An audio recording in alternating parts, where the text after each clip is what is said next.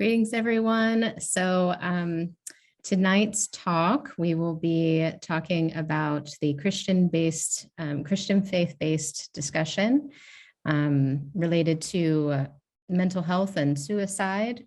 And this is a topic that's been really on a lot of people's hearts, but I don't think the conversation is usually brought together where we bring together Christianity and the thoughts of suicide or just mental health in general. So we wanted to create a platform where we could bring these two topics together. So tonight's talk will be recorded. We'll be putting it on YouTube and on our website and sharing it out to as many places as we can to get people's support. I'm also going to go ahead and put the crisis lines in the chat section over here off to the side for you guys. There we go. Okay, so if at any point you are feeling that this topic is hitting a nerve or is really difficult to have, I encourage you to reach out to any of these crisis lines. The first one is specifically for crisis. The second one is a local warm line where you can just talk to somebody for around an average of 30 minutes. I don't think they really set too much of a limit, but just someone to talk to if you are feeling more escalated than usual, but not quite to the crisis level and just need somebody to talk to. And then also, I know sometimes these talks bring about people who are not exactly local or want to try a different line. And so we have the National Crisis Hotline as well if you're feeling the need to talk to somebody more extensively. So as I said, this is a suicide prevention educational talk. And the purpose of these talks is we provide these free monthly educational talks for various populations who may experience suicidal thoughts, attempts, or loss of loved ones to suicide. And so our goal is to better equip you to face specific challenges that may lead to suicidal thoughts. And so our hope is that you find comfort in the words of those who have that lived experience, and also to gain education and resources to really help you get connected to the support that you need. And so tonight specifically is an educational talk for the Christian-based faith, like I said, and or mental health professionals as they share their experience and guidance to help navigate faith and suicide. So I am going to give the floor over to our panelists tonight and have them introduce themselves, maybe share their professional title, any personal experience that has led to this work, and who they typically work with, and kind of their therapeutic focus or their personal focus of their work. And that way you get a little bit of an idea of where they're coming from tonight. So I'm just going to go ahead and start with who's showing up on my screen first. So we will start with Herb Landis. You can go ahead and unmute yourself and introduce yourself. Okay. Can you hear me? Okay. Yeah. Okay. Okay. My name is Herb Landis. Thanks, Kay, for putting this together. I'm a psychotherapist in private practice here in Lancaster City. I primarily work with teens, adults, couples, and families. I used to work a lot with kids, but I moved out of that stage. My focus is a lot with depression and anxiety, but I really do a lot of grief and loss work. And I co-authored with Judith Kennedy a book on landscapes of grief and mourning. It's a therapeutic guide to the film Death Valley, a love story, which was filmed here in Lancaster. Early on in my clinical training in the 90s, I did a lot of crisis intervention and providing like suicide assessments, homicide assessments, assessments for hospitalizations. And in that work, crisis I found was a very,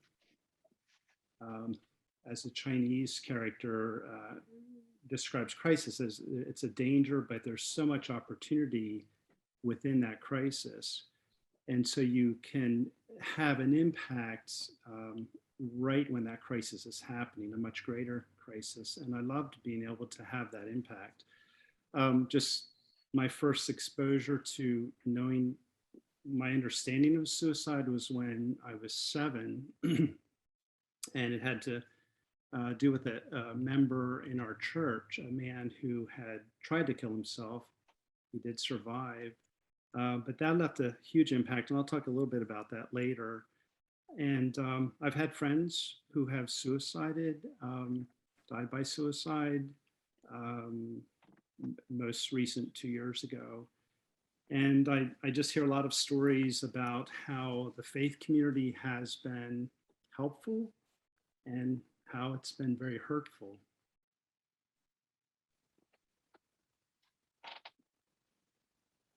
Yeah, thank you for that, Herb.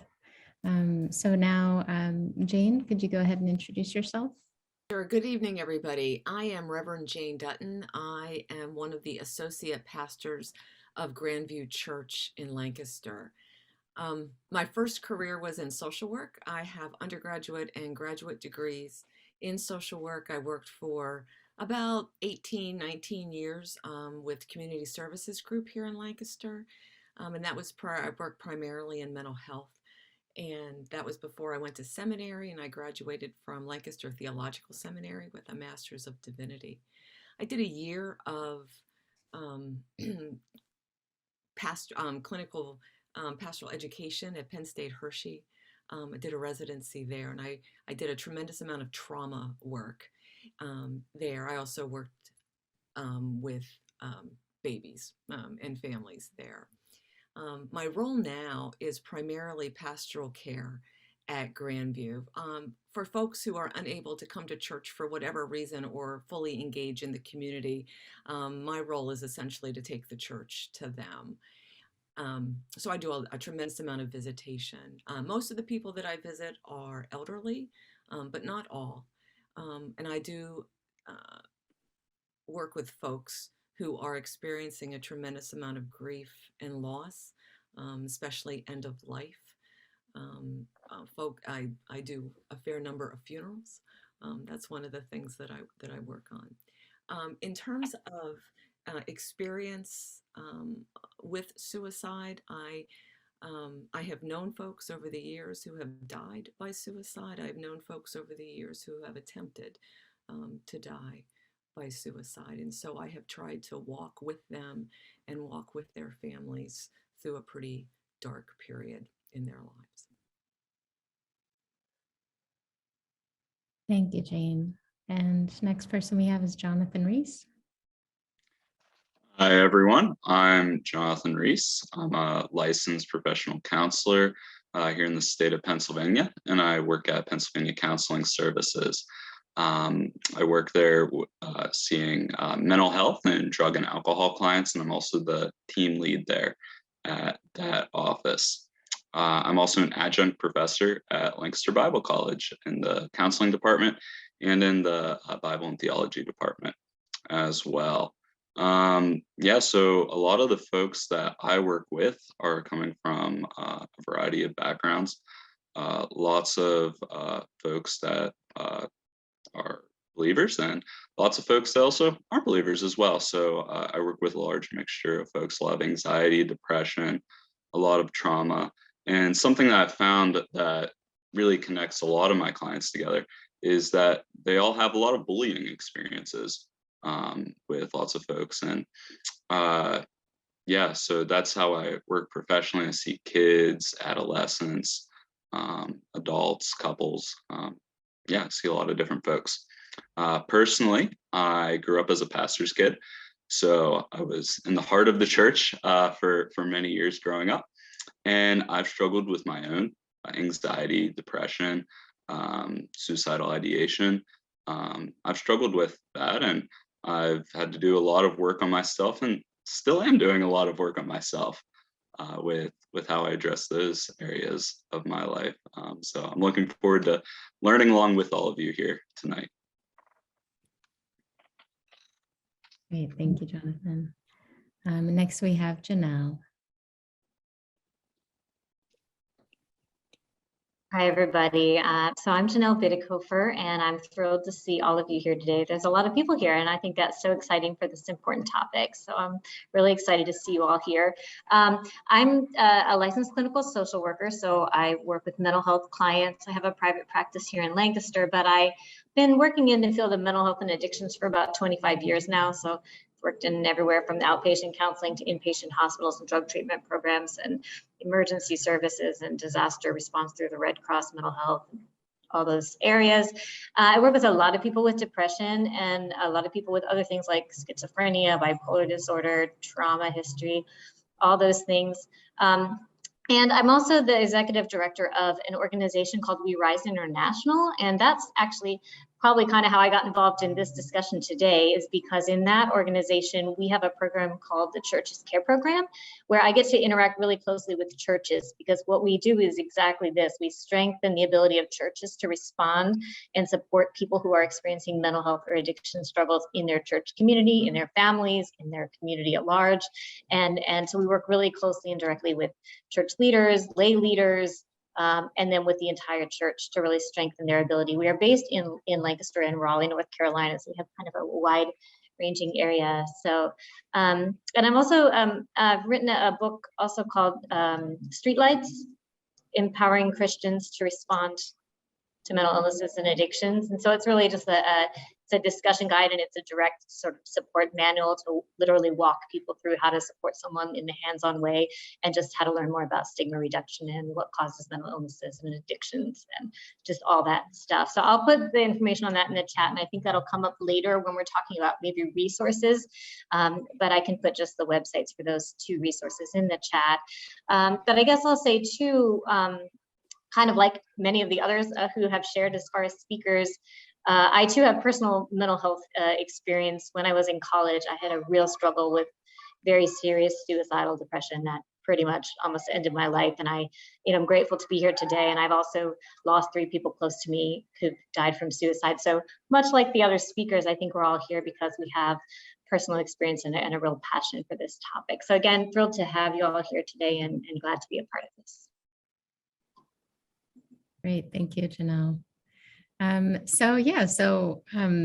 Like they mentioned, we do have resources. Each person shared resources that they know personally, but we will also be sharing a resource guide out through anybody, for anybody who registered for the talk on the MHA website, which I think all of you are here because you registered through there usually, but if you did not, then I will be putting my email in the chat and you can let me know that. But otherwise, anybody that has registered through the website will get that resource guide as well as the link to tonight's talk. So you'll be able to hear it back later and share it out with anybody else that wasn't able to be here tonight, so that they can access it and listen to it as well. So we're going to go ahead and start with start with our first panel question. So there seem to be some varying studies related to the correlation between faith and suicide. Some articles cite that faith leads to a reduction in suicide risk. Some mention it could be a risk factor, especially for maybe the LGBTQ plus population, and just a lot of stigma that goes along with just mental health in general, not necessarily because of Christianity, but sometimes connected. With so many denominations and interpretations, it's really hard to study, but in your experience, what have you observed about the correlation between faith and suicide and how it may differ from other populations? So we can go ahead and start kind of in reverse order. If Janelle, if you would like to start us off with this one, put you on the spot.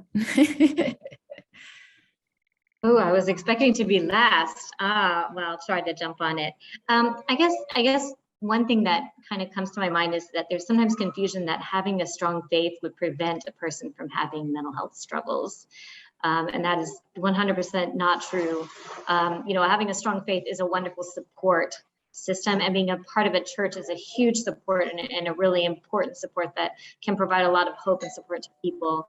But I do think it's important to sort of make sure that people do know that anyone, and I know a lot of pastors who have depression. I know families of church leaders who've died from suicide. So it is something just to keep in mind that, depression and other mental health issues, they're equal opportunity players. They don't really care what your belief system is or what your supports are sometimes, but having additional support is still really important. And I think this is where the hope is that the church really can be a wonderful resource and an incredible support for people. So I guess that's one thing I would say. Okay, great, thank you. And Jonathan, what are your thoughts? Yeah, whenever I look at the church, I think that in the midst of all the theology that we have, I think that we oftentimes overlook what a good, strong biblical theology of suffering is for the church to have. And I think that whenever the church misses developing a strong theology of suffering, I think that we miss talking about suicide, we miss talking about depression, we miss talking about addiction, we miss talking about so many topics.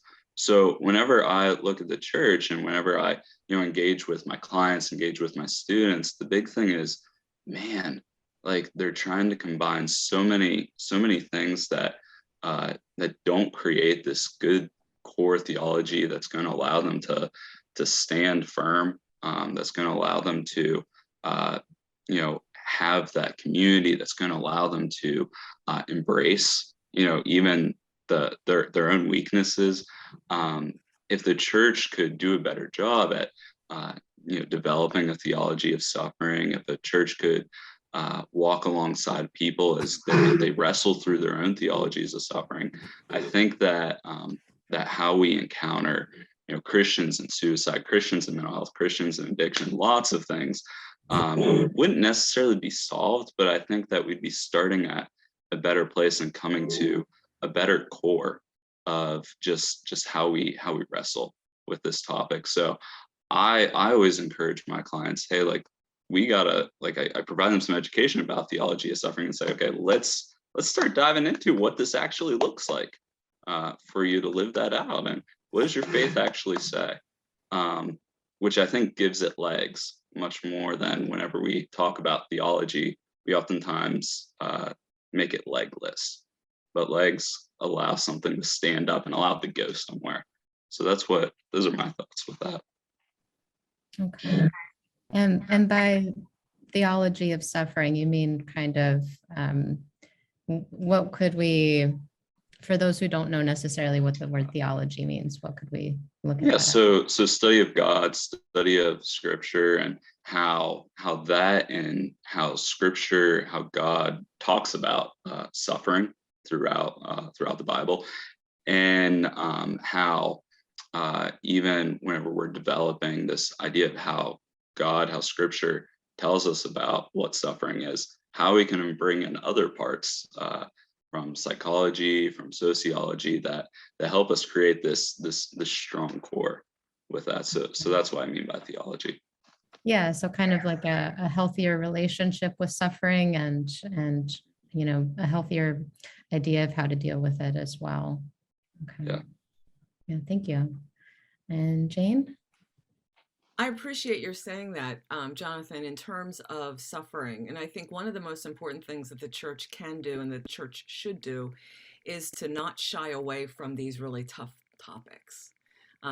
We have got to embrace each other, embrace our own woundedness and our own kinds of pain, and be willing to talk about that. And in addition to suffering, I think you can find churches across the spectrum, but in order to have a really healthy Christian experience, I think it's important to find a community of believers and a community of people who also have a theology or a God understanding of our belovedness, and that people are made in the very good and perfect and beautiful image of God, and to separate out the difference between shame and guilt. Shame has no place in the church. When people are created in the very good and beautiful image and perfect image of God, shame is not part of that. But there are things that we are all susceptible to. So there are things that we do wrong, and that's more of a guilt thing. But in terms of talking about everything, that life is hard. Life is hard. And when we're able to go through it and do life together under a banner or under a Christian thinking that people are created good, that these bodies that we live in are good and they are worthy of the effort to really chew on what do the scriptures say about love? What do the scriptures say about suffering? And what do the scriptures say about belovedness and how we're supposed to relate to one another? So really, I think the question is more, how do you feel people with Christian faith and suicidal thoughts can differ from other populations? Because depending on the community of believers that somebody is part of, is going to very much inform how people in general and specifically are viewed. Great, thank you. Yeah, it definitely depends on the community, similar to depends on the family that you grow up in and how that is accepted, and social circles and the specific church and what they are promoting or supporting. So yeah, definitely makes sense. And Herb, what do you think? I mean, just to add to that, when I meet with someone, I'm always asking about their supports, whether it's school, church, community. And I would say that, when I think of a faith community, which could be many different kinds of spiritual communities, I think of those core things of like connectedness, meditation, some would call that prayer, volunteer. The volunteerism within the church community helps us to stay connected, kind of getting outside of ourselves sometimes when we need to refocus, but just like understanding our experiences. So the faith community, I think, can be a buffer. I wouldn't say that it keeps people from committing suicide or killing themselves, but I think that often people feel alone when they're at that point of suicidal ideation or actually carrying out the suicide. But yet you could have a whole community that surrounds you. And again, as James said, there's no respecter of persons. I was just reading about Jamie Raskin, the senator, I forget what state, but his son, Tommy, who was 25, died by suicide, and he had all the supports, the faith community. His father talked about how he had such, great therapists, psychiatrists, but just wasn't able to. He wasn't able to move on, maintaining a safe world for himself. You mentioned LGBTQ. I see a lot of teens who really have a tough time because they don't have that faith community. And I kind of know the churches in Lancaster who support and who don't. But they're very vulnerable, and I kind of look out for those. And the elderly, I think, Jane, you were saying too, I mean, the elderly is a high risk population.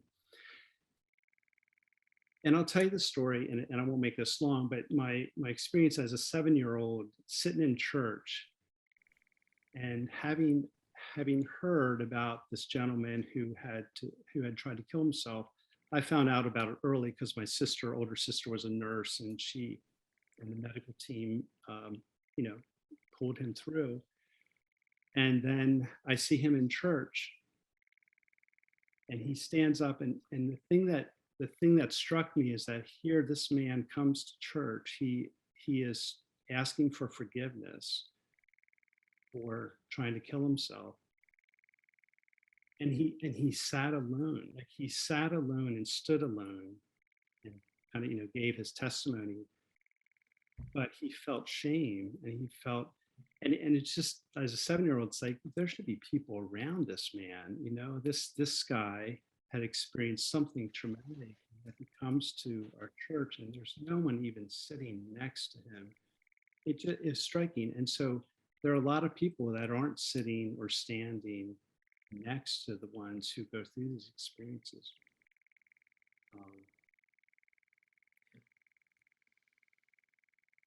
Anyway, we can do better. And there are, and I've experienced many churches who do support people with mental illness who are struggling, and families who have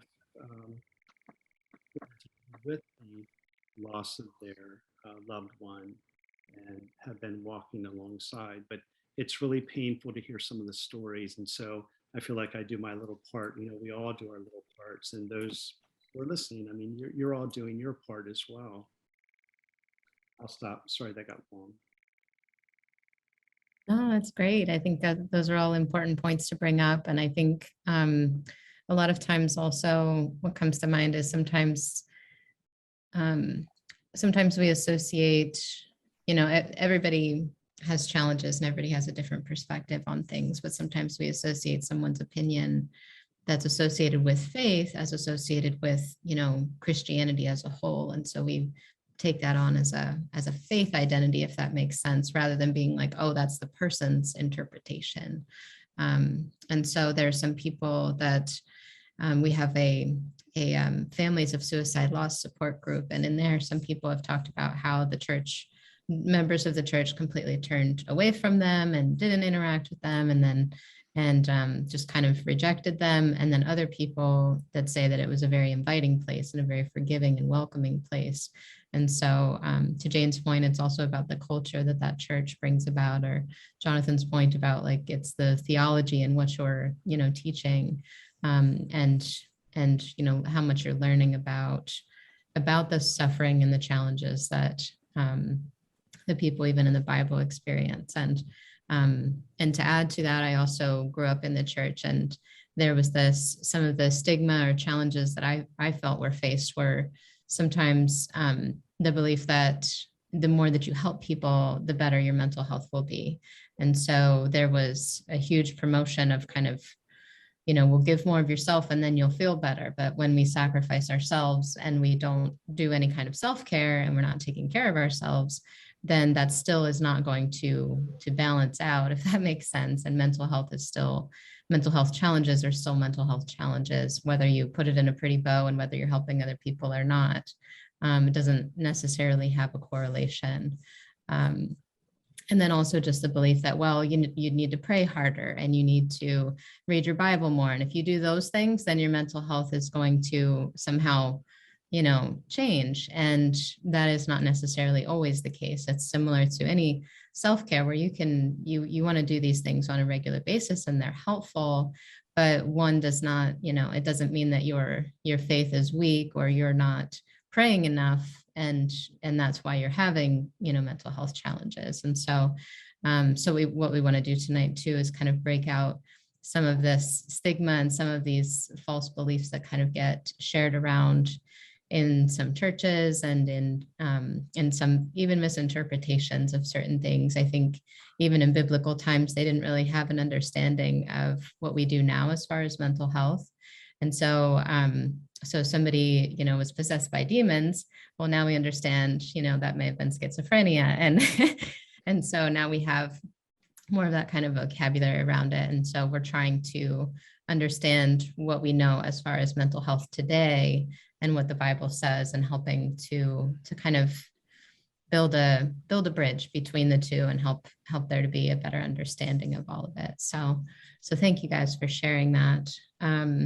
So this one, I'm going to kind of leave a little bit open-ended and have whoever wants to start, go ahead and start. But for this one, how do you most commonly support someone facing these challenges?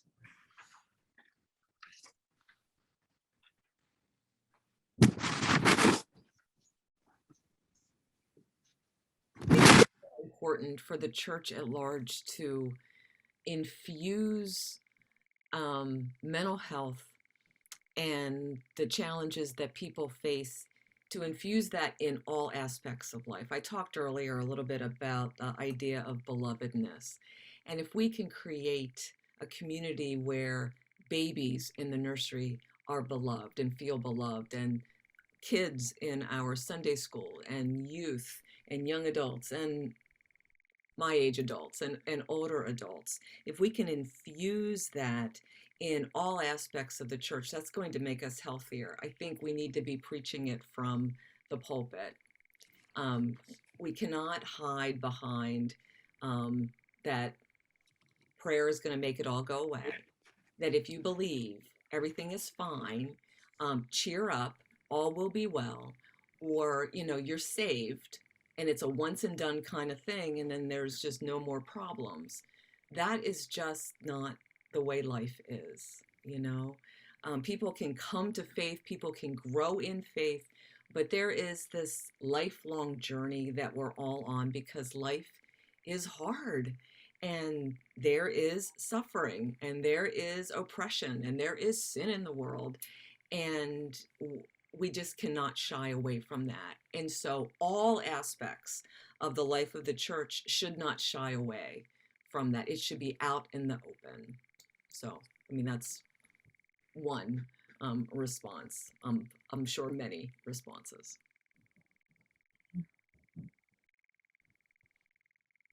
And thank you for that. I think the beauty of Christ is that he was fully there, fully present with individuals. And I think there's something about that we lose as folks who want to walk alongside anybody inside of life, that we lose the idea, the experience of being totally present with others. Fully present meaning we don't have distractions that are in front of us. Fully present meaning that we are truly trying to attune to people emotionally, not giving advice, but just truly being there with other people. And I think that aspect there of how we connect with people, and you know, I think that's the most simple yet most profound thing that we can do with individuals. At the end of the day, whenever I sit back and reflect on my sessions, I can't tell you what I did other than that I just tried to connect with people throughout the day, tried to let them know that they were heard, that they were loved, that they were valued in some way, that there was somewhere safe for them to figure out how they can feel safe with themselves, how they can feel safe with God, how they can feel safe with another human being. So I think the church would do well to ask, what does it look like for our individual faith community to just simply be with people, and to simply promote connections, and to simply emotionally connect with people. Because I think a lot of times the church can be very cognitive as far as like how they think through things, rationalize things, but a lot of our human experience isn't lived in the cognition. It's lived in the emotional connection with people, the humanness that comes from that. So I want to jump in a sec. My favorite book of the Bible is Matthew. Matthew starts with God, Emmanuel, God with us. The very last verse of Matthew is Christ promises to be with us until the end of the age. God with us, I will be with you always. Those are the bookends to how God came to earth in this body to be with us. So when Jonathan talks about being with people, there is no more truthful biblical concept than God with us, Emmanuel. And then the whole book of Matthew is about Jesus and all that kind of good stuff. But that is so very, very important and core to how we are to relate to other people. If we have any hope of being like Jesus, it is the withness that we actually are able to show to people. Not what we say necessarily, but it is truly the with one another. And that's how God came to us. That's how God connects to us. And so that's how we can connect with others. I'm going to jump in if that's okay. I agree with definitely with what both Jane and Jonathan have just said. I think the witness is super important. I think the other piece of it is, though, too, that sometimes we can be very with someone, but we still don't provide them with the education that they need to know what's going on with them. So if someone's dealing with depression, we can be very with them, but if we don't let them know that depression is a medical condition, it's a real thing, that you can feel better, that there is help available, we can be very with them but still not help them. So I think we want to make sure we're doing the sort of walking with people while also letting them know, hey, mental health is a real thing. Mental health struggles are a real thing. People have them. There's help for them. We're no longer in the dark ages on this stuff. There's a lot of help available, and we can get you connected to treatment. And then the church can still walk with you at the same time, to be present with you and to walk with you and to see how it's going and to have coffee and to have talks and pray together and all those things. So it's kind of a combined approach. And so I think just having more education in our churches and also in our individual relationships with people when we're talking, that this is a normal thing. This happens to a lot of people, mental health struggles, especially right now. It's a pandemic, man. There are very few of us who have not had some struggles, some trauma, some extra stress during the last 2 years. It's a great time to be talking about mental health now. And I think it's a great time to be reducing the stigma, and just saying, this is normal. It's normal sometimes for people to struggle with their mental health. It's normal for people to sometimes have anxiety and sometimes have depression. And it's not that uncommon for people to sometimes hear voices and other things, because these are mental illnesses that exist in our world. And there's so much help available. So as we're walking and providing that witness and that love in the church, I think also connecting people to additional supports in the professional mental health community, people like Jonathan, people like her, people like Jane and myself, is really important too, so that they can get that extra help that they might need, because the goal is to feel supported and to feel better. Both of those things. Sometimes we can support people a lot, but they continue feeling terrible because they haven't gotten the professional help as well. So we want to support them and help them get the professional help if they need that too, I would say. Both things are beautiful together. Love that. It's kind of building on each other. Yeah, I'm thinking about the families that I work with who are dealing with the aftermath of a family's suicide. And with education, sometimes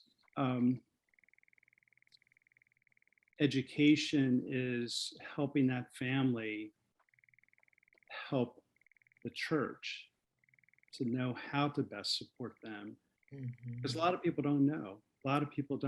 And sometimes we all, including myself, we've done the dumbest things when we are dealing with death. And the sad thing is our society really has difficulty talking about death, period. And then when it's a suicide, it's like a frozen response most of the time. I think presence is very powerful. In my sessions, quiet can be very powerful. Listening is a lot of work, but it can be very powerful. And we all want to be heard. We all want to be listened to. We all want to be loved despite whatever's happened to our families,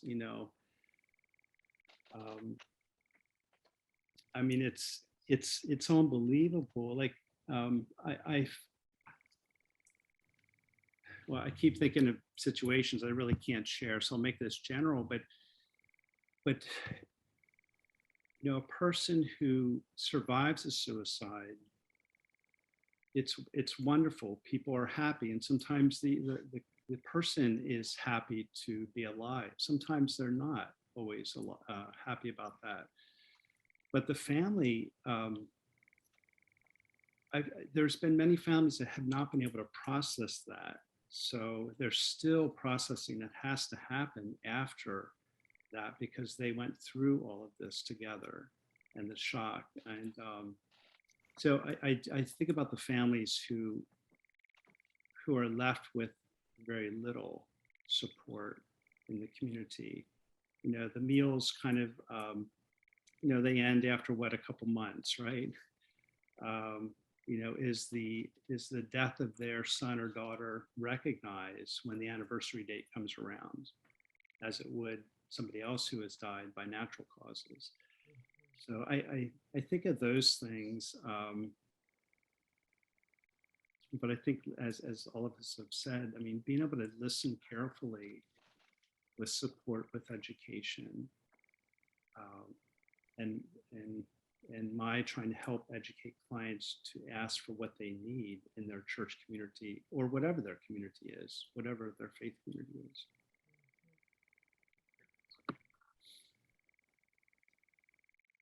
Yeah, and I remember when I first started seeing a therapist, and I was like, "She's Jedi mind tricking me. Like, how is this working?"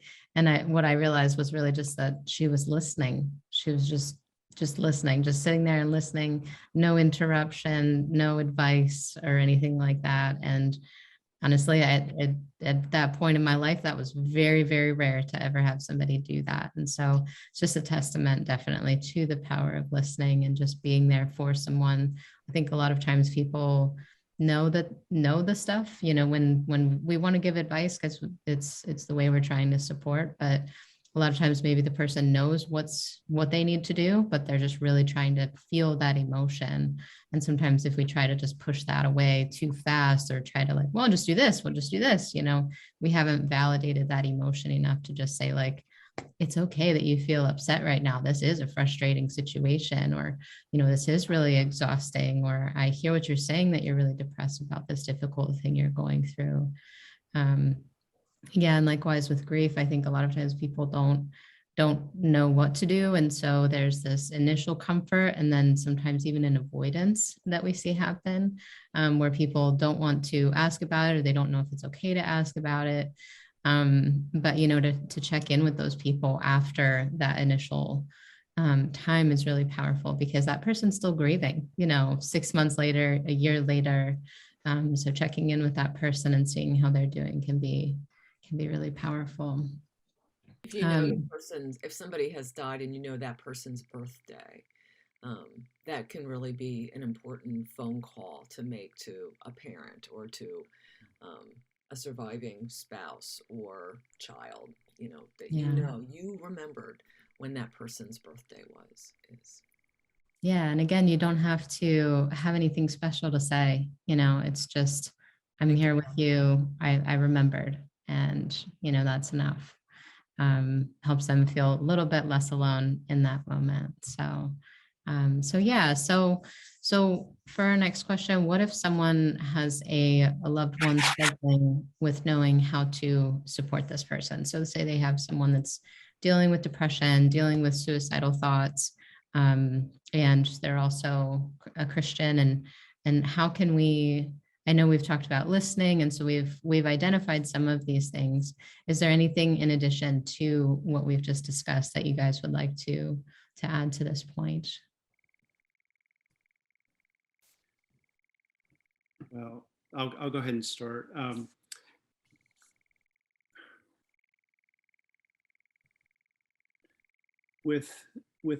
So the teens I work with, sometimes, you know, we talk about school stuff, we talk about relationship stuff, and what I experience is that a lot of teens might know of a good friend, their best friend, or somebody in school who might be suicidal. They don't want to tell someone because they're afraid they're going to break their trust. And it's a dilemma for teenagers, and they should not have to, you know, have that heaviness upon them. So I always tell them, you have to tell an adult, or I will, you know, we can call together and tell the parent or tell your parent so that your parent can make connections. But there's such a heaviness, and I know it's out of loyalty sometimes, but teens kind of protect each other. But then I say, if you would not tell somebody and something happened, what would that feel like? You know, you would feel terrible.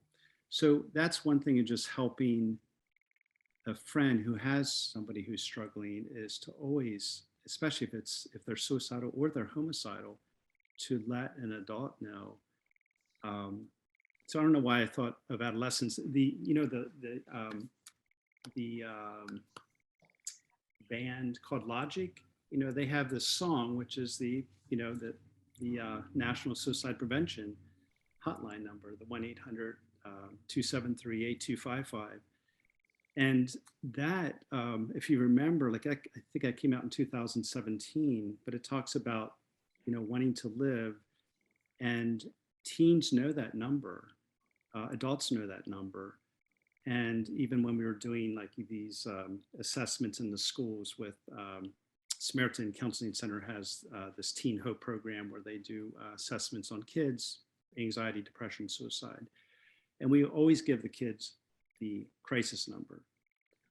And most of the kids knew the number, which was amazing. They knew it by heart. I mean, we always asked them to put it in their phone. I mean, everybody should have the crisis local and the 1-800 number in their phone. So if they ever need it for themselves or for somebody else. So I think there's a lot we can do, but we have to, as a friend, you have to speak up. You have to name it. You have to get other people involved. You don't have to take on the heaviness of that information.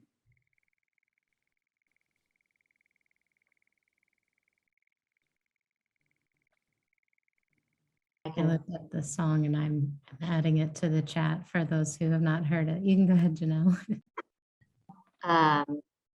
I guess onto that, I would just add that song, It's Okay Not to Be Okay, is the other Suicide Hotline song by Demi Lovato and Marshmello, which teens tend to really like. It's not probably something you might want to play in church, depending on the style of your church music, but depending on you might. But it's a great song for young people and for everyone. Just the concept, I think we do need to let people know it is okay not to be okay. We don't have to be happy all the time in the church or in any other setting. And so I think that's a key thing. One thing I was going to say when helping someone else, I think what Herb brought up is good. I had a situation just like that this week with a teen that actually attempted suicide, and the friend was unsure if she should have told someone, and luckily she did. And so that was a fortunate situation. But yeah, that's a tough thing for youth, especially, and young adults in college as well, where they don't feel comfortable always betraying the trust of the friend, and really do need feedback from loving adults that like telling an adult, a trusted adult, is the loving thing to do, you know.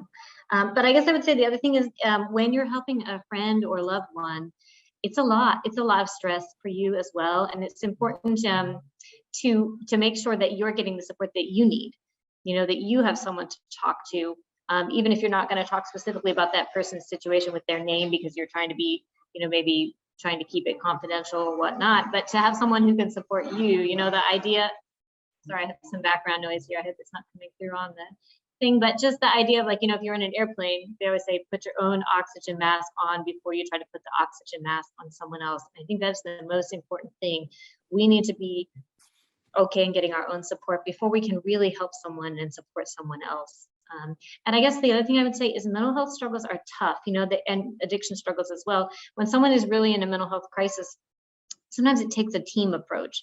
So not only should they have a therapist who's part of the team, you're a part of the team, but maybe there's more than one of you friends who's helping this person, you know, so that if Tuesday night they want to call you, Wednesday night they want to call Joan, you know, then you've got sort of a support, or maybe you need to call Joan and say, hey, I'm out of town. Can you run over there and see, you know, so just, it's good to have a team approach if you can, when supporting someone. Great. Yeah, I love that. I think we can also encourage people to actually talk about it.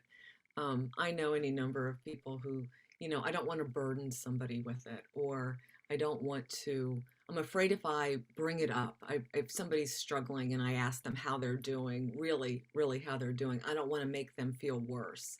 And so sometimes people, I think, can avoid or change the subject or talk about something different. And so I try to encourage people ask the question, just ask how somebody is doing.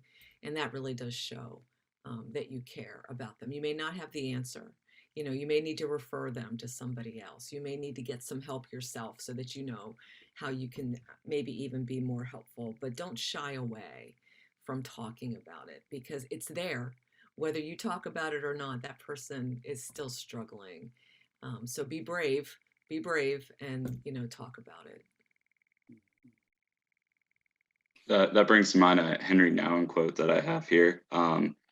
It's an illusion to think that a person can be led out of the desert by someone who has never been there themselves. And the element of a lot of times we don't ask like those questions because we don't want people to feel worse, but we ourselves don't want to feel worse as well. We don't want to look at our own wounds as well.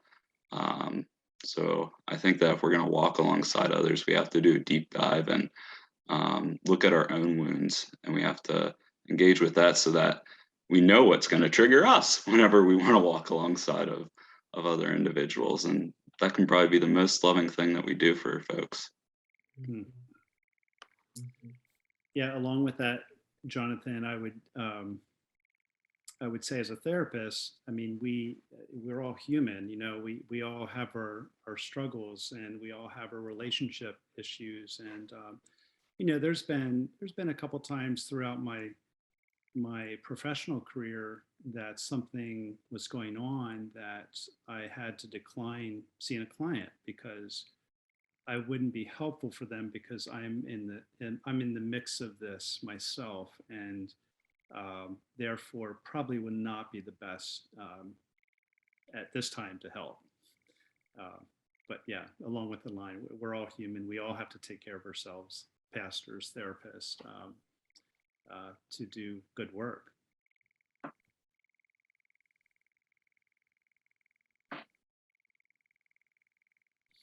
Yeah, and I think sometimes in the faith community, possibly more so than other areas, would also be kind of an expectation that you know, like if somebody is a pastor or something like that, there's this idea that we have that they're somehow like a level above us. You know, they don't struggle with the same things. You know, I also kind of laughed when I was an English teacher, and students, it's like they're surprised you have a real life outside of the classroom. You know, it's that same kind of concept with like pastors a lot of times, or people that are leaders in the faith community. So yeah, and I know that kind of brings us into our next one. And I want to be respectful of time, but what are any common misconceptions that you guys see that you want to speak to, focusing on, you know, that stigma that may be associated with certain things?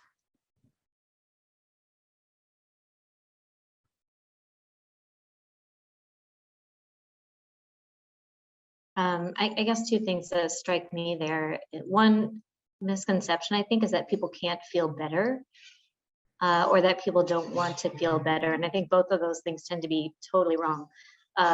People definitely can feel better, a lot better, if they get the support and the help that they need. And most people do want to feel better. They just don't necessarily know how to get there. And that's why they need your help and support along the way, and maybe the help and support of a professional to help them get to where they're trying to go. And so I think that's one thing that sort of stands out to me.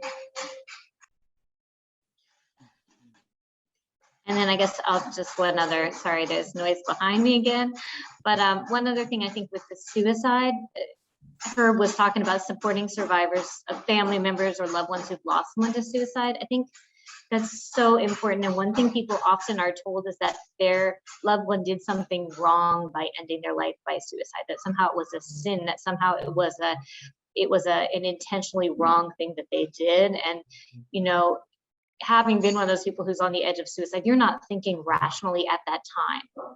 It's not really necessarily, for most people, a conscious decision that they're like, today, this is what I'm going to do. You know, even if people write a suicide note, which many of the 44,000 people who die every year from suicide do not do, because they didn't plan it out that far, or at all. Sometimes it just sort of goes that way, and it just happens, and that can happen.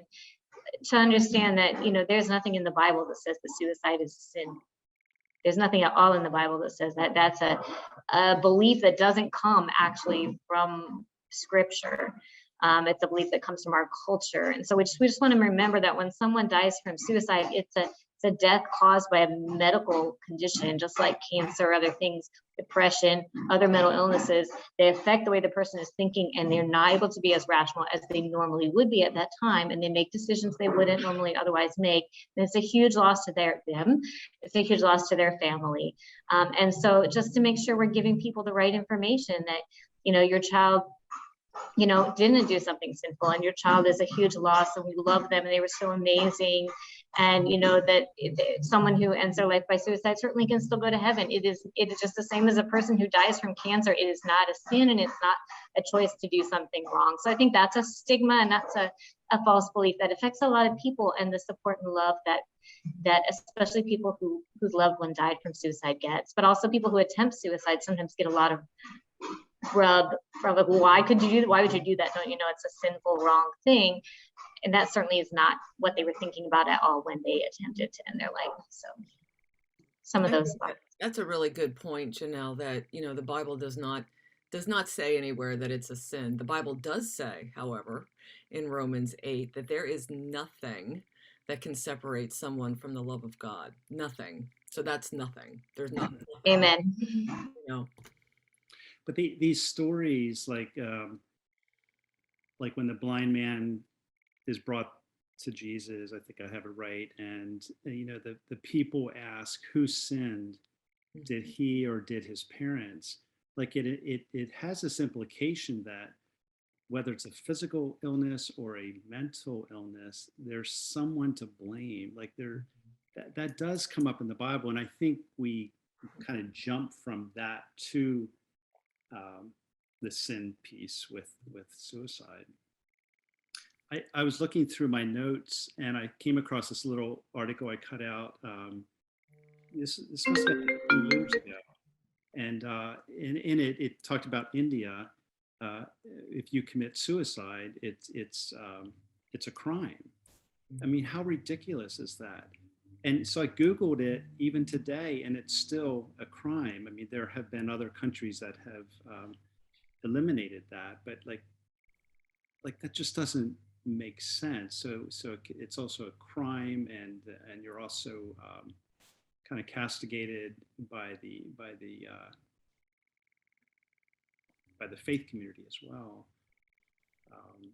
And I think of all the families who have had to have their loved ones buried outside the cemetery. At one time the burial rights weren't given to people who died by suicide. It's just sad. And there's people living today that still deal with that, family members. And as y'all are talking, the idea of what is considered desirable as far as desirable sins, undesirable sins, I think that we would do well to challenge ourselves with how we set up those ideals, as far as even how we understand sin for what it is, what it's not. We would do well to do better with our, like I said at the beginning, theology of suffering as well with this. I mean, we make it too simple whenever we jump it to from suicide is a sin. I think that's us trying to simplify a theology of suffering.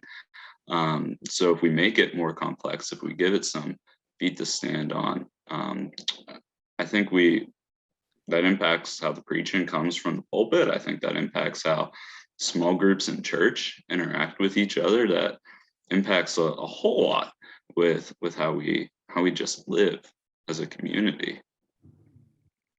Yeah, agree.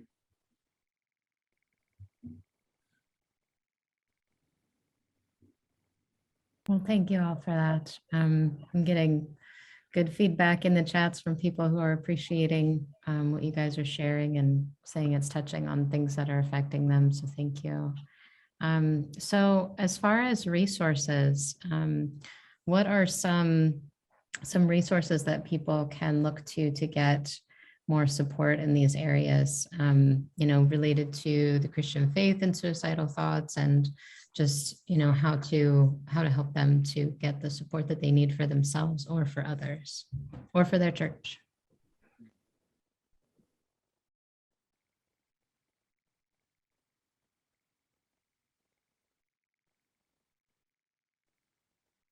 If I'm looking at more from like a theology of suffering, there's two Philip Yancey books that I just absolutely love.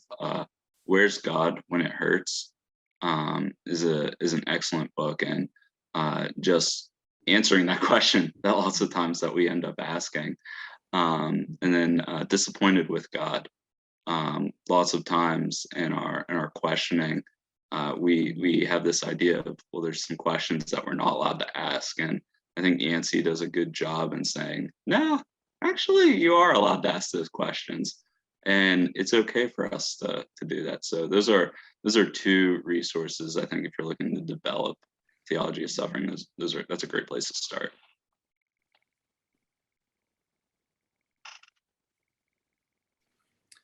Okay, Kay, I gave you this book about No Longer Alone. It's called The Mental Health in the Church. Very helpful about mental health. There's I think a chapter specifically on suicide, but I know churches have used this for like a study guide, and I hand it out to clients as well. It can be helpful. David Kessler, who worked a lot with Kubler-Ross, he just came out with the book, The Sixth Stage of Grief, which has to do with meaning, finding meaning. And he talks, again, a portion of the book is for people who are trying to find meaning with their loved ones' suicide. So Finding Meanings, it's a great book. I mean, there's lots of books out there. And Janelle, I'm eager to read the book that you read, or that you wrote. So, and I think, did you put that in the chat line? I did. Sorry, I'm unexpectedly having a lot of noise behind me. There's a bit of construction. Okay. That was unexpected, so I'm trying to mute. But yes, I put in the chat just two hopefully really good resources. The one is the book that I wrote, streetlightsbook.com is the website. It just sort of tells you all about the book, how you can use the book in churches. Basically, I wrote this book because, like I said, I've been a therapist and working in mental health and addictions for 25 years, and I get a lot of questions from churches. I travel a lot. It doesn't matter what denomination it is. If I walk into a church and somebody finds out I work in mental health, they're pulling me off into the coat closet or into the corner being like, my sister, I just want to ask some questions. And so I get these questions a lot. And so I just wanted to answer the questions that churches are always asking about mental health, about addictions, about how do we support people? What do we do if it's an emergency? How do we have programming at our church, et cetera? So that's all in there. And the first 7 chapters are really meant to be an adult Sunday school or adult small group discussion guide.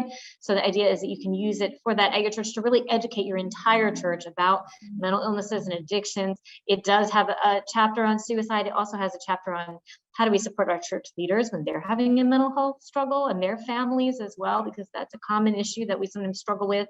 And then it provides hands-on steps for exactly what do you do, how do you support someone. So that book is there. You can get it on Amazon or barnesandnoble.com or wherever books are sold, online mostly. And then churchescare.net is the other website that I just put up there, which is our program through We Rise International, the Churches Care program that we started in partnership with Eastern Mennonite University. Now we've sort of veered off, and we're partnering with various other universities as well still. And that is actually it's an 18-month support and training program that churches can participate in. And it's quite low cost program, but it trains your church leaders, and then as a sort of a trickle down effect, and with some additional support, your entire church congregation on how to really walk with someone, how to find the support they need for mental health and addictions struggles, and how to help other people and walk with them. So that information is there at churchescare.net. And I would be delighted if folks would take a look at those 2 websites and just see if those resources can be helpful to you or others that you know. But I think this is great that we're talking about this today. Sorry, Jane. No, that's fine. I think Herb is out. There are just thousands of good resources out there. A resource, though, is a church website. You can get a lot of information about a church and the ethos of the church, the values of the church from the church website.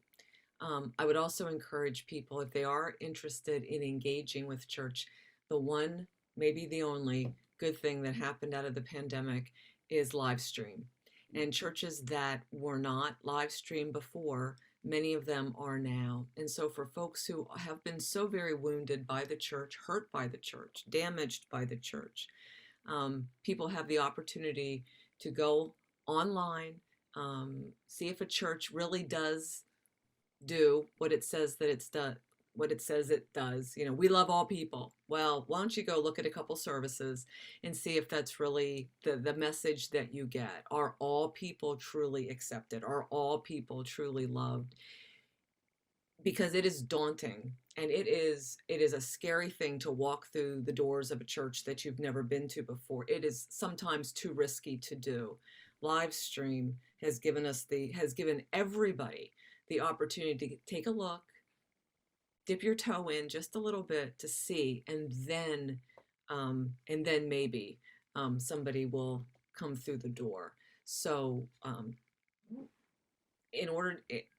if churches truly want to engage people, live stream is a great way to go, and to make sure that their overall church website is truthful about their ethos. There's I want to put a plug in for a retreat. This place called Golden Willow Retreat is, can you all hear me? Mm-hmm. Yeah. It's actually in New Mexico. It's not close, but the reason I'm telling you about it, Ted Wired, who is a friend of mine, I got to know, he lives in New Mexico, and he had some traumatic deaths in his family. His wife died. His two daughters and grandmother died in a car accident, and his brother died up in Alaska. So there was a number of deaths in a very close range. And Ted, you know, he's a pastor himself. He's a counselor, and he was just overwhelmed, and he was ready to end it. And there was no psychiatric facility where he lived at the time.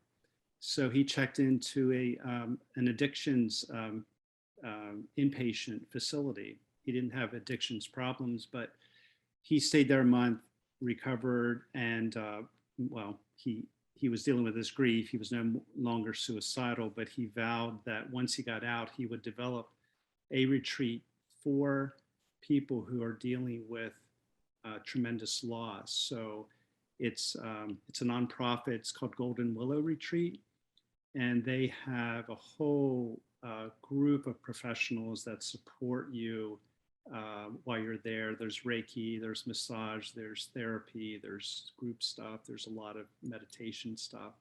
It's a very powerful thing. Now, that does take time, that does take money to travel, and I'm sure there's some closer places, but I did just want to let you know about Golden Willow Retreat. It's quite an experience. It's called the Sanctuary for Loss, Transition, and Recovery.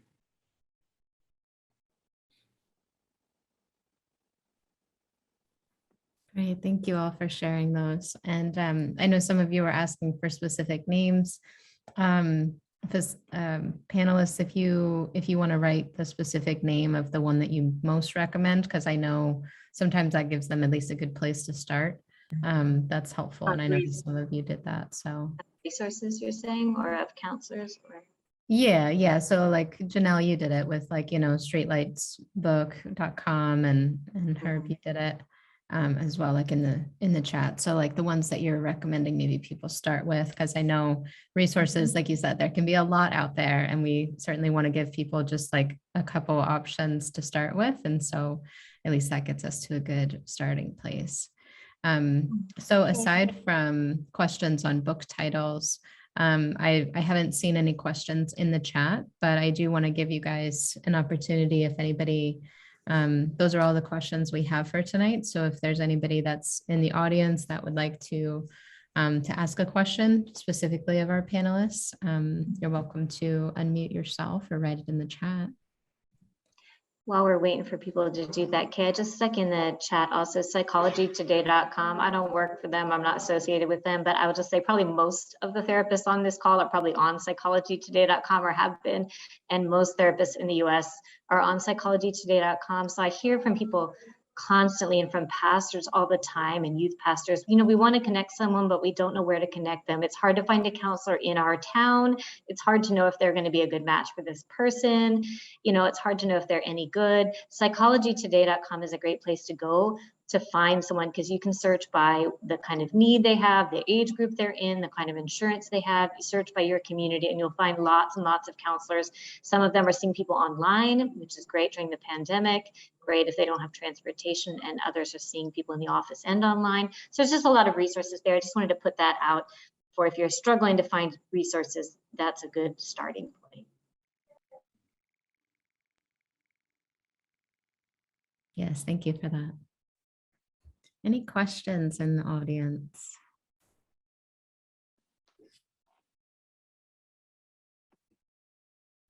Okay, I have a couple questions in the chat. Do you think a retired woman should seek an older counselor?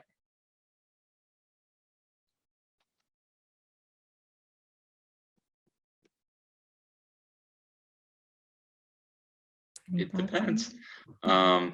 I don't know. I mean, for me personally, I think that whenever you're developing that relationship with a therapist, it depends what you want from counseling. So if you want someone that is maybe going to be able to relate to a similar time frame of growing up that you may have, then that might be good. If you're wanting someone that's younger that can give a different perspective that you might have, then that's the case. But I think it really depends person by person, and that's why it's helpful to call a therapist that you're looking to connect with.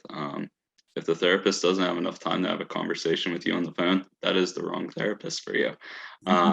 So if they have enough time, then that's a good sign to talk to them.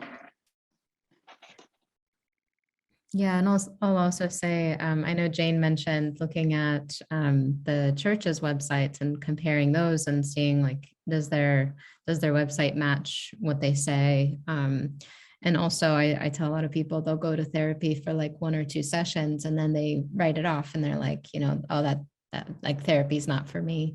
But really it's kind of like dating in a way where you got to try out a couple, maybe do a couple consultations with some different ones, and really make sure that you do feel comfortable with that person. I noticed Janelle's response also is like, seeking a therapist you feel comfortable with, so trying to find somebody that you connect with. Maybe you start out with somebody, you're like, oh, well, we have a lot in common. I think this is going to be good.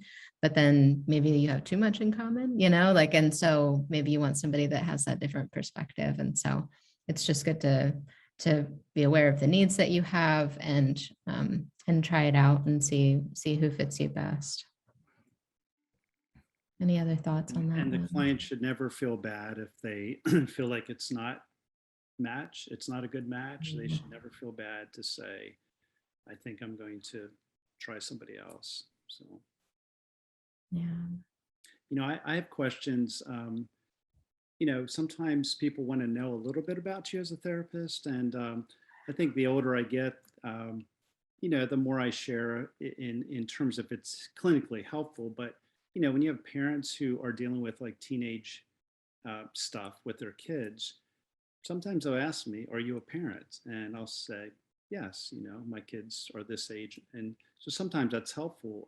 Sometimes it's helpful not to have a therapist who raised teenage. I mean, again, you can't experience everything, but if you're looking for something specific, I think it's okay to say, hey, do you mind if I ask you this question? Because it can be helpful. As we get older, we get wiser about things, hopefully. Yeah, and so the next question is, are there resources, or what would you say are some good resource suggestions for pastors or their wives who feel isolated when they need help? This can be a specific need that comes up with this population. Any thoughts on that? I will say for the pastors and wives that are working with us in the church's care program, oftentimes we'll provide support for them. We've provided counseling for a period of time in the past for some of the pastors and wives or family members who are in our program, because it is tough. It's tough. Pastor, even though counseling is totally 100% confidential, and you walk into that counselor's office and nobody will ever know because the counselor is not going to tell anybody, I think pastors are still often nervous because they're like, well, what if I see one of my parishioners in the lobby, and then they'll know I'm here, and then we'll have the weird conversation, so sometimes pastors and wives and kids have a struggle and they're not sure who to reach. So I did put in the chat, just sometimes for pastors and wives, if you feel really uncomfortable just in your own town with that, online counseling is sometimes helpful. You can seek a counselor in another town. There's a lot of ways to do that to kind of reduce that worry that you might have, because honestly, stigma in the church is real. And a lot of church leaders and pastors, and that might not even be the pastor, it might be the Sunday school teacher, right, might feel uncomfortable. And so, for them to be able to seek counseling outside of the town or online right now is a really good resource. But again, if they're involved in the church's care program, we'll also provide that support. Also, sometimes pastors have husbands. So, amen. Sorry about that. Yes. That's so okay. True. I think it's important though for pastoral staff to be a little transparent. I have a spiritual director. I've been in therapy. I'm a pastor. I'm a leader.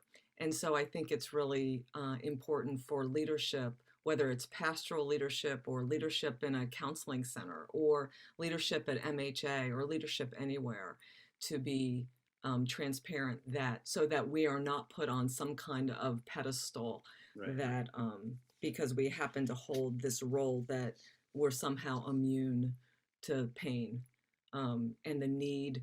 Again, we can't go it alone. We need other people to be with us, and as well. And I think that can only benefit the congregation to know that the folks standing in the front or at the pulpit or leading Sunday school or leading a pastoral care program also need and value the help of other people. Yeah. And Janelle, I was joking around with you. No, it's a very important redirect. Thank you for that. You're totally right. Jonathan, you're with Pennsylvania Counseling, right? Yeah. Didn't Roy Smith have some kind of program that he was developing or had developed for pastors and their spouses? Yeah. So Roy Smith, the founder of Pennsylvania Counseling Services, he's there's this place called Servants Oasis, where they have a retreat center for pastors and their wives, and for just pastors, just wives, still working on some of that stuff, but for them to go there and to do a week long of just staying there, getting to recharge, getting to work on themselves and what's going on with them, and then to then go back into their communities to serve. So Servants Oasis, Live Up Resources. Roy has written a lot of books that are great in combining theology and psychology together.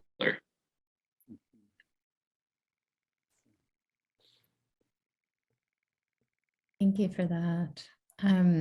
And then the next question, and the one we'll end with tonight, is, do you have a list or examples of self-care? Janelle added some in the chat there as well.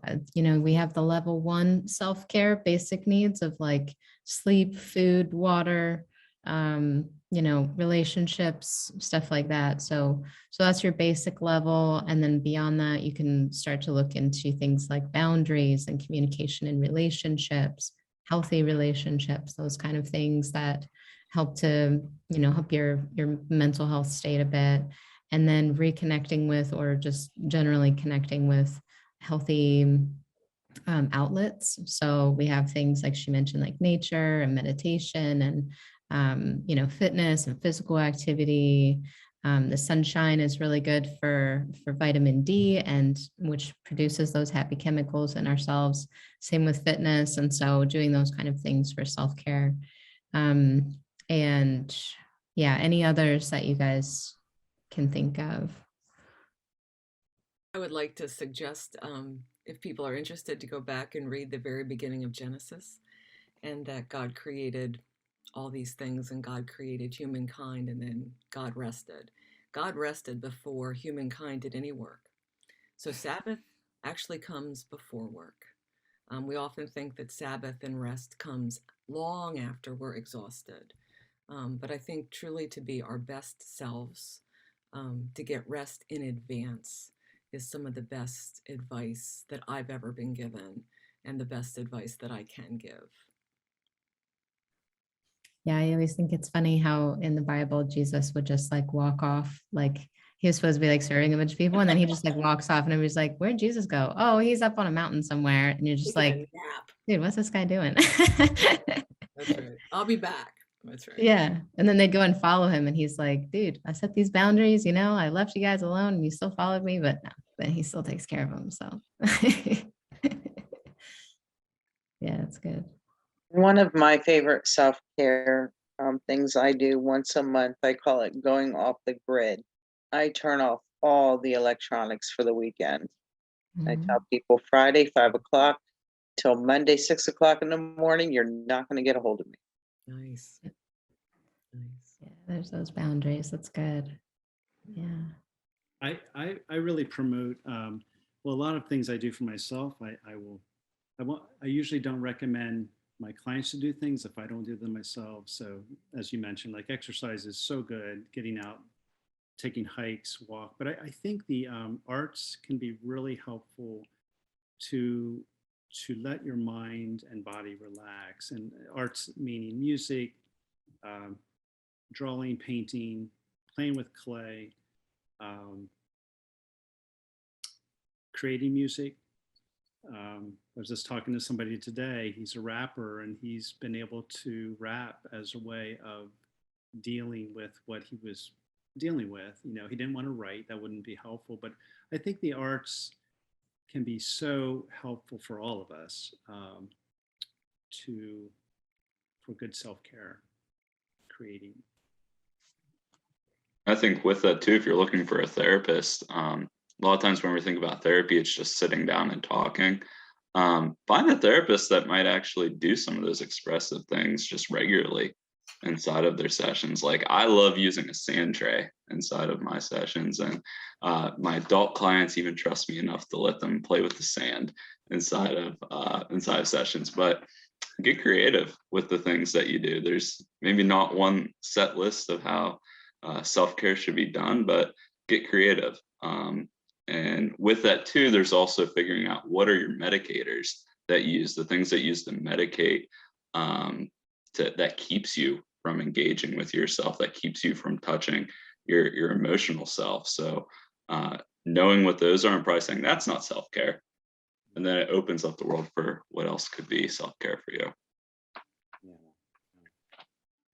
Yeah, I always encourage people that are like, if we're not careful, self-care can sometimes become too rigid, where we're like, I have to do this list in order to relax. And it's like, no, like self-care is more, you just ask yourself, like, what do I need most right now? Sometimes when I come home from work and it's been a long day, sometimes I need a bath. Sometimes I need to grab a bite to eat. Sometimes I need to journal because I have a lot on my mind, so just paying attention to whatever you need most in that moment. Maybe write a list of things that in the past that you've done that have helped you to relax. And then anytime that you need to do something like that, then you have your own list, because we can give you all the options that work for us. But there's so many lists online too. You can just go through and, go through with like a highlighter and be like, these are all things I could try and experiment with, and then have that list on hand for yourself when you need to. So yeah, so we are out of time for tonight, but thank you all so much for your engagement, your participation, and thank you panelists for your openness and for sharing this with us tonight. So yeah, that's everything. Thank you guys. I will stay on for a couple more minutes with the panelists, and yeah, I'll talk to you guys later.